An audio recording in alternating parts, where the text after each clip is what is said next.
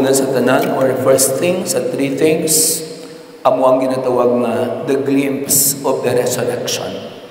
Makita natin subong nga ari pakita sa ordinaryo nga panahon, kag wala pa gani kita naka-Christmas o kon ka-Advent, ginpakita na sa aton ang image sa ginatawag nga resurrection because of the face of Mary Magdalene. So kung magsiling ka nga glimpse of heaven, our resurrection, makita na natin diri nga si Kristo nagpakita kung ano o kung ginsaysay, kung paano siya nabanaw.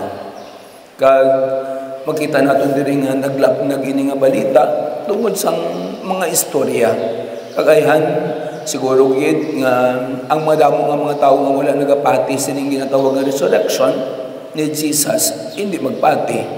Kag gina-consider nila ini nga fake news. Di ba no?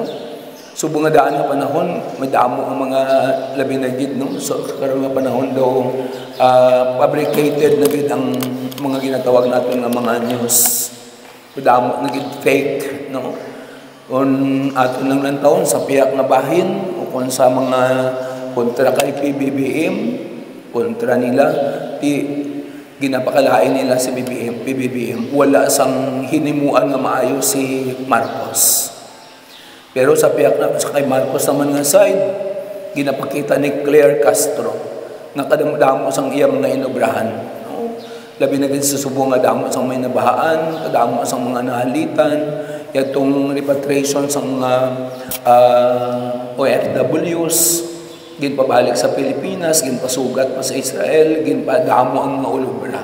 Kaligay si Sara, nagapabalo nga wala gid hinimuan si Marcos. Sila lang ang madamo sang hinimuan gihapon.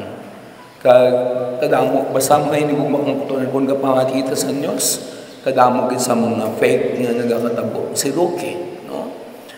Nagaamo man ang iya ginan Diyos.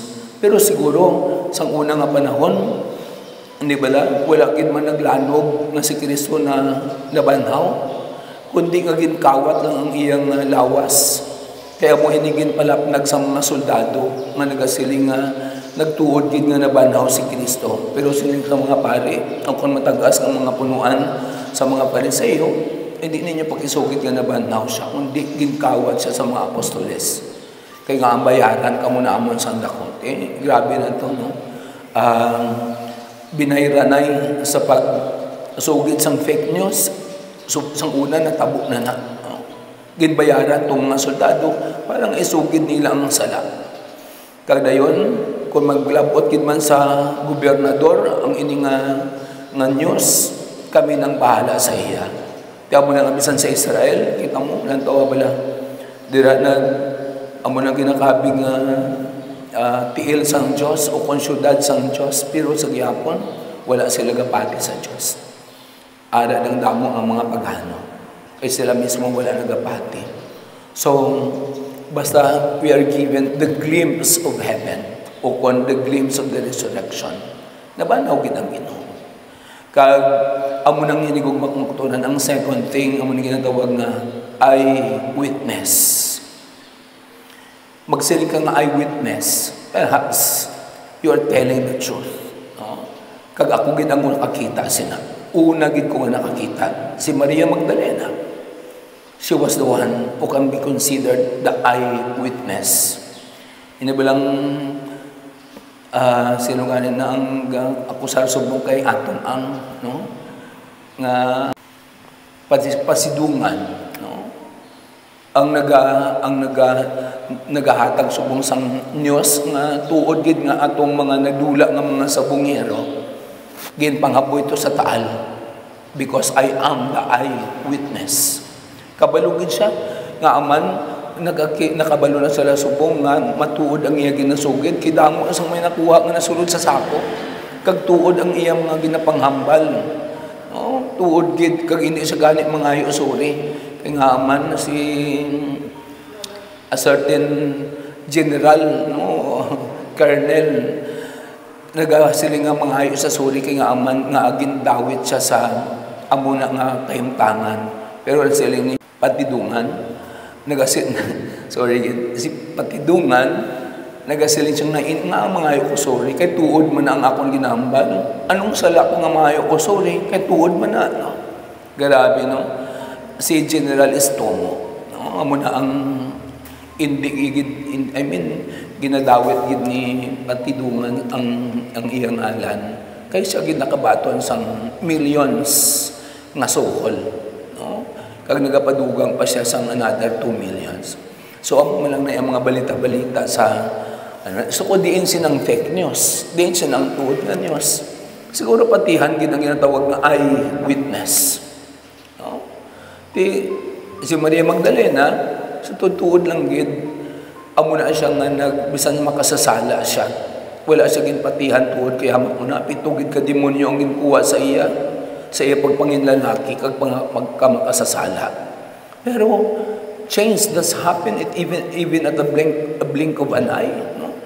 Sa pagsiling sa iya ni Kristo, bisan ako man, hindi ko magkondenar sa imo. Go and do not do the same. Hindi ka na mag-imo sang subong liwat. She changed completely. Kag nagsunod sa kay Kristo.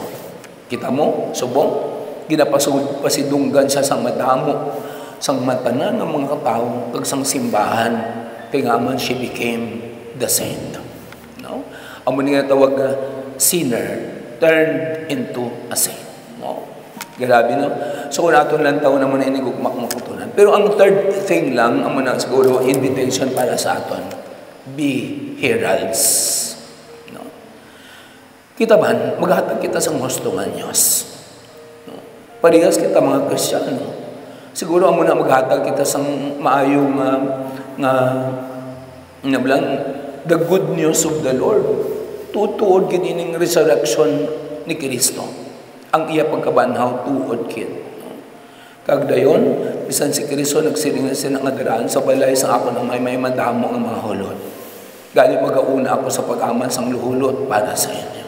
But silingon, ma-resurrect siya after his death. Kaya gin-prophesya na before siya napatay. Ginhambalin na siya mga apostoles.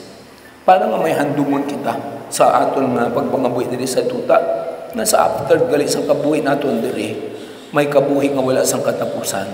And we are being, si Jesus, He is preparing already a room for us.